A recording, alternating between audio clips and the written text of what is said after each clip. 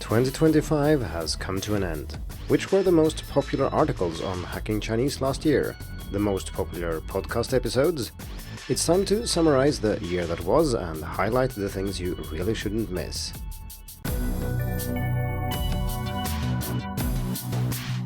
Hello and welcome to the Hacking Chinese podcast. In this week's episode, we're going to look back at 2025. I think it's interesting to zoom out like this, and I also hope that you'll find it useful, because I do publish a lot of articles and podcast episodes, and most people don't have time to read all of them. So this is a good opportunity to catch the most important content of 2025. Before we get to the best articles and podcast episodes, though, there are some general things I want to mention. 2025 was a very stable year on Hacking Chinese, and I'd like to pat myself on the back for publishing an article and an episode every week throughout the whole year. This brings the total to 562 published articles and 283 podcast episodes. I've also kept adding and editing resources on Hacking Chinese resources, as well as running monthly challenges on Hacking Chinese challenges. Something new this year is a member community on Discord. Even if it was technically launched in a test version in late 2024, it's really in 2025 that the community has taken off. This is a community for discussing various aspects of learning Mandarin, and you'll have access to it if you've purchased any of my courses. If you have purchased a course but don't know how to get access, you can go to the course page, or you can simply send me an email. Let's now turn to the best content on Hacking Chinese in 2025, and as usual, I've sorted this into three categories. First, we have the best articles based on popular vote or visitor statistics, in other words. Then we have the best articles based on my humble opinion, and then finally we have the best podcast episodes of 2025. For each category, I will go through the best 5 articles or episodes in reverse order. So in the popular vote category at number 5, we have ZiTools, a powerful free resource for exploring Chinese characters. Ideally, resources for learning Chinese would be both free and great, but this is a very rare combination indeed. But ZiTools is such a resource. It provides an awful lot of information about Chinese characters online, and it is completely free. The only downside is that it can be a little bit hard to use, especially if you're a beginner, but this is also something I discuss in the article. So if you're curious about this tool for looking up information about characters, do check out the article or tune into episode 249 of the podcast. Of course, I'll put links to all the articles and episodes that I mention here, and there's always the written article on Hacking Chinese if you want an easier overview. Moving on to number 4, which is Classroom Mandarin, Essential Expressions for Learning Chinese in Chinese. If you want to learn Chinese quickly and efficiently, you should learn Chinese in Chinese. Don't just study the language and learn facts about the language and do all these things in English. Do it in Chinese and you will learn much faster. As a beginner, it can be tricky to know where to start because you don't know anything, and so saying things in Chinese is a little bit daunting. But starting with classroom expressions is great.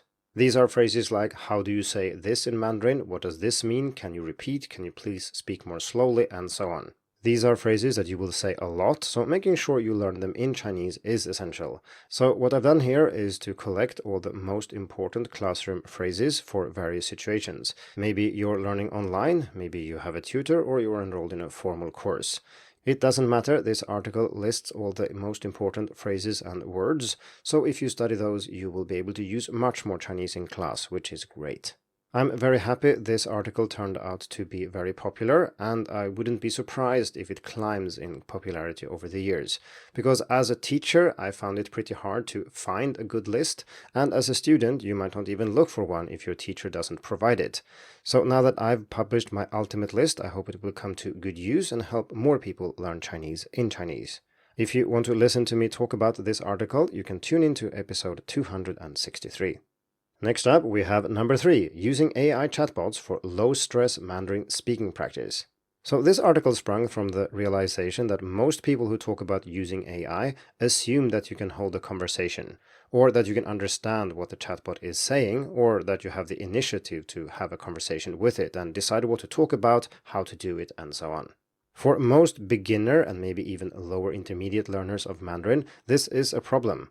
If you know only 50 or 100 words, even if you know all the classroom phrases I talked about in the previous article, it can be really hard to keep a conversation going with a chatbot. You simply don't know what to say. So in this article, I've created 3 exercises you can do with a chatbot on a very low level, and it's low stress because you're not required to say a lot, you're just required to say a few words. And in that article, I also tell you all the words you need to engage in these activities. And of course, this also means that it's mostly about listening, but there is room to speak if you feel like it as well. The point is that you don't have to, and you don't need to take initiative in this conversation. You just need to use the exercises as I've written them. As usual, I've put links in the show notes, but you can also tune into episode 259. This brings us to number 2, learning Chinese through comprehensible input. The idea here is pretty simple, and it comes from the realization that there are only 2 ways to get information about Chinese into your brain. One of them is through your eyes by reading, and one of them is through your ears by listening. It's well established today that this input is extremely important for language learning and that we simply can't do without it. Speaking or writing without listening and reading simply won't work. Most researchers also agree that simply studying the language, so grammar rules, vocabulary, etc., isn't enough either. You really do need a lot of input. And not just input, you need input that you can make sense of and understand, where you can connect the form of the language, so the spoken or written form, with meaning, so you understand what's going on. It's comprehensible. Comprehensible input is not a learning or teaching method as such, it's more a principle that you should rely on when learning a foreign language. In this article, I explain what comprehensible input is, how it affects your learning, and what different approaches there are if you want to incorporate more comprehensible input into the way you learn Mandarin. That means we've now reached number 1, which is, drumroll, the best YouTube channels for learning Chinese in 2025. The title of the article really says it all, and I'm very happy that this article turned out to be the most popular, because it also took the longest time to write. I went through a huge number of YouTube channels, especially for beginners, to sort the wheat from the chaff and find the channels that really do teach you Mandarin, in Mandarin then, so not channels that talk about grammar or vocabulary or talk about culture in English and so on, but channels that really teach you Mandarin.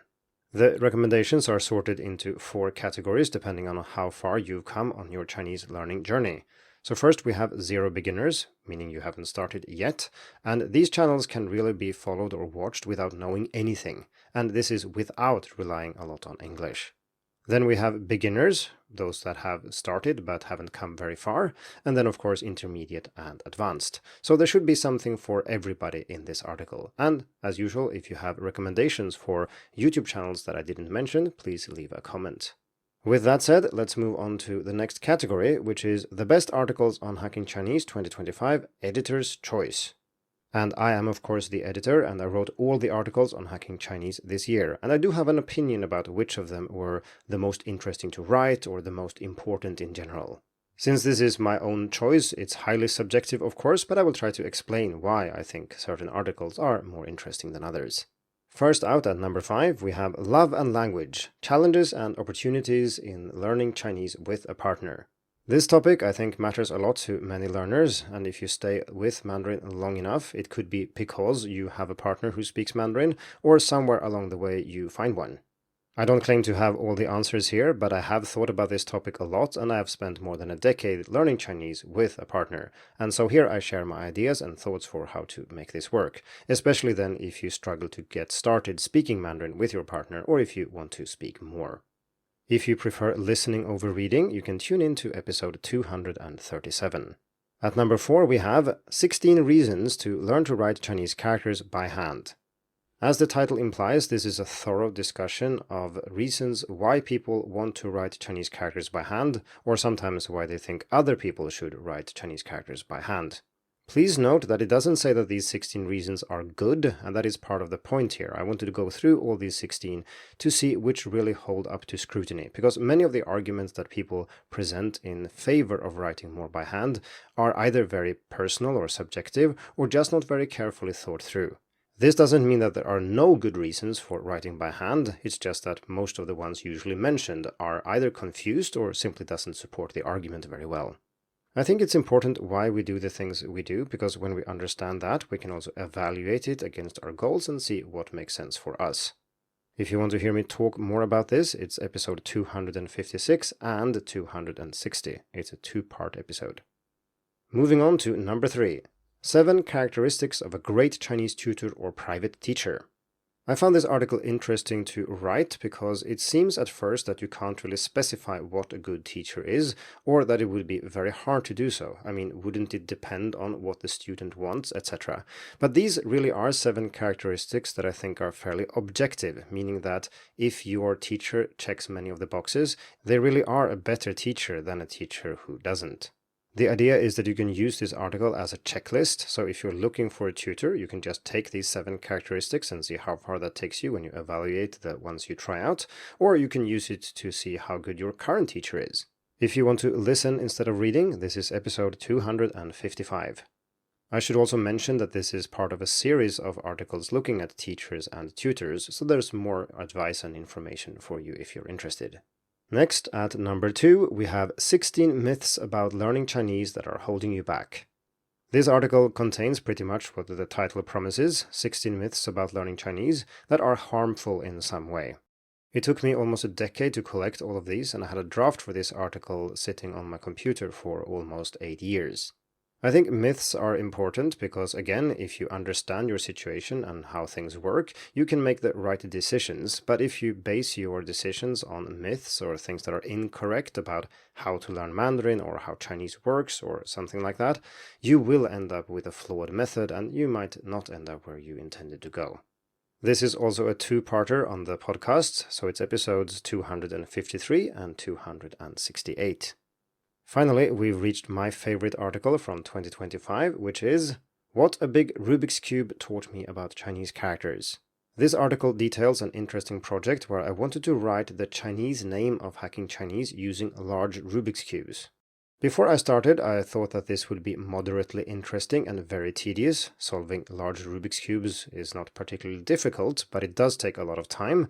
But the more I worked on this, the more I realized that this is actually quite interesting, and it contains so much about Chinese itself, how reading in Chinese works, and how information is contained in characters, and how small can characters be before you stop being able to read them, and how do people write characters when they have very few pixels, such as on small LCD screens, and so on.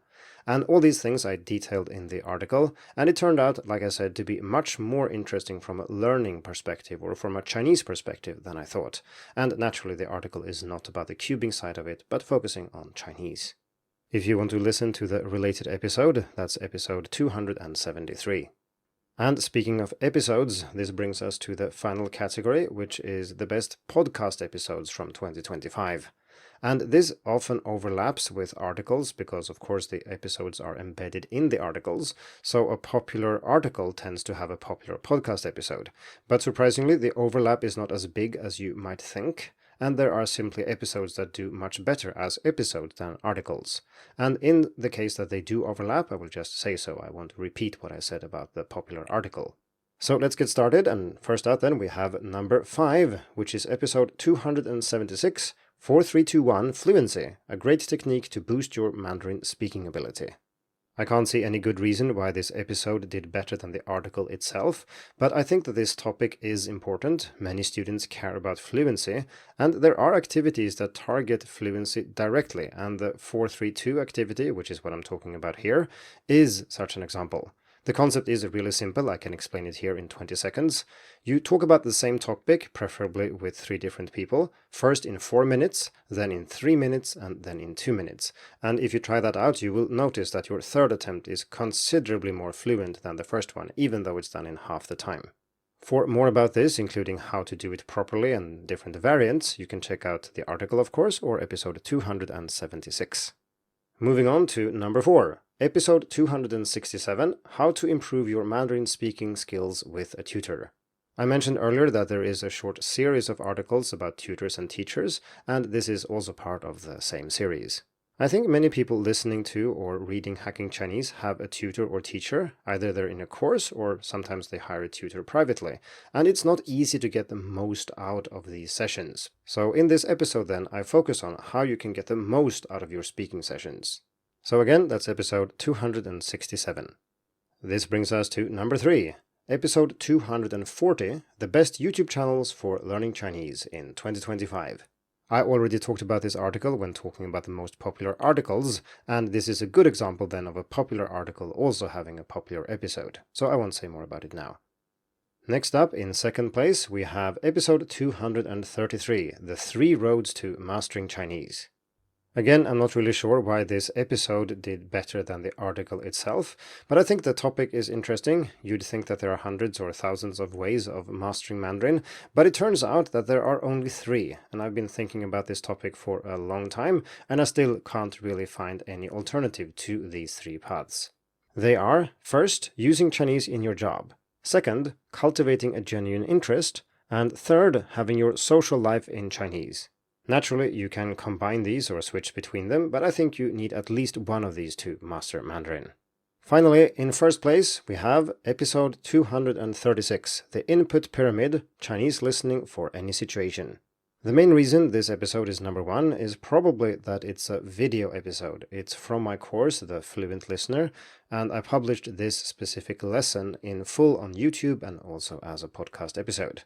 So the input pyramid is a way of looking at your input and listening in the case of the fluent listener, of course, but you can apply the same logic to reading as well.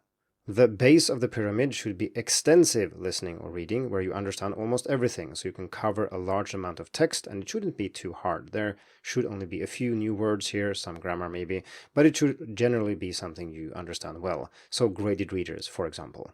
Then, as we go up the pyramid, each slice gets smaller. The volume or area of that slice becomes smaller, and the difficulty increases as well. So that means that when we get to the top, we have intensive listening or reading, where you tackle Chinese that is really challenging. Maybe it feels a little bit more like deciphering a code than reading and listening. So, for example, a difficult textbook chapter might do this, or when you get into novels the first time, this is the same experience.